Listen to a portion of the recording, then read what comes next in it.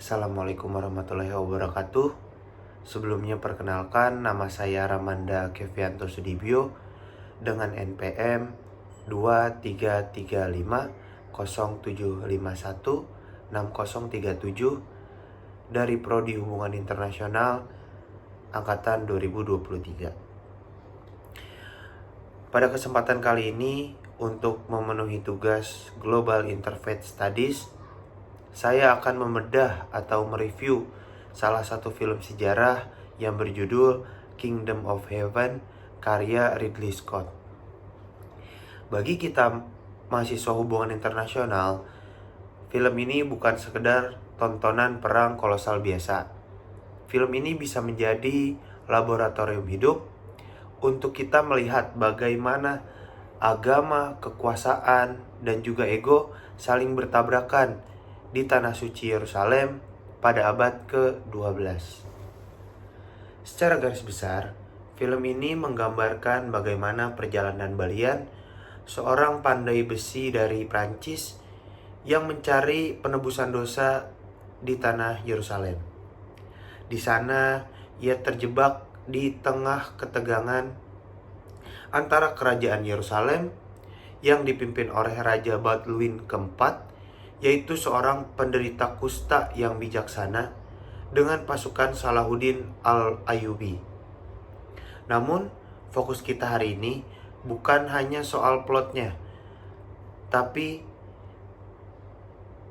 membedah bagaimana perang itu terjadi dan bagaimana konfliknya jika dilihat dari kacamata studi agama atau Global Interfaith Studies ini. Dalam studi HI, kita tahu perang jarang sekali terjadi karena satu faktor tunggal. Pada film ini, saya menemukan kurang lebih ada 3 faktor mengapa perang atau konflik ini bisa terjadi. Temuan pertama saya di sini karena adanya faktor identitas dan juga adanya klaim kebenaran. Yerusalem bukan sekedar kota, ia adalah simbol.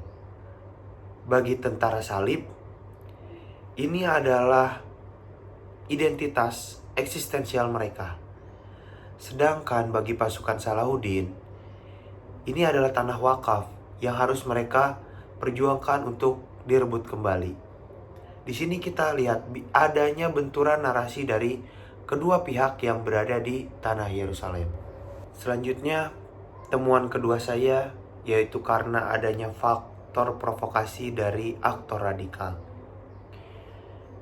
Jika membahas ini, saya teringat 2 aktor, yaitu Renault dan juga Guy de Lusignan. Mereka adalah contoh nyata bagaimana kepentingan pribadi dibungkus dengan jargon agama. Mereka memicu perang dengan menyerang karavan muslim.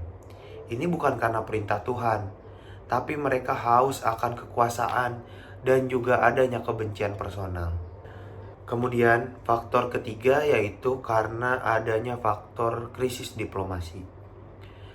Perang pecah saat moderasi kalah oleh ekstremisme. Terlihat ketika Raja Baldwin keempat wafat, jembatan dialog antara dia dan pasukan Salahuddin itu runtuh. Di sini hanya menyisakan ruang bagi para penghasut perang untuk mengambil alih situasi. Oke, sekarang kita masuk ke kajian yang lebih akademis, yaitu tentang tipologi konflik agamanya. Jika kita merujuk ke mata kuliah kita kali ini, yaitu tentang Global Interfaith Studies, konflik di Kingdom of Heaven ini masuk ke dalam konflik berbasis agama. Kenapa? Karena agama di sini berperan sebagai marker atau penanda identitas. Konfliknya bukan soal perdebatan teologi atau cara ibadahnya, tapi soal akses terhadap sumber daya dan juga kontrol penuh wilayahnya. Ada kutipan menarik yang diucapkan Balian di akhir film saat ia berbicara kepada Salahuddin. Ia bertanya, "What is Jerusalem worth?" Dan Salahuddin menjawab, "Nothing, everything." Jawaban ini menunjukkan bahwa nilai kota tersebut itu subjektif dan juga emosional, yang dalam tipologi konflik sering disebut sebagai indivisible stakes atau aset yang tidak dapat dibagi dengan siapapun. Selain itu, Di sini kita juga bisa melihat adanya instrumentalisasi agama. Tokoh-tokoh seperti Guy de Lusignan yang saya sudah sebut tadi, dia meneriakkan God wills it, atau Tuhan akan menghendakinya. Yang dimana di sini tujuannya untuk memobilisasi massa agar mau mati di medan perang dan untuk memajukan kepentingan politiknya sendiri. Apa pelajaran penting bagi kita mahasiswa HI?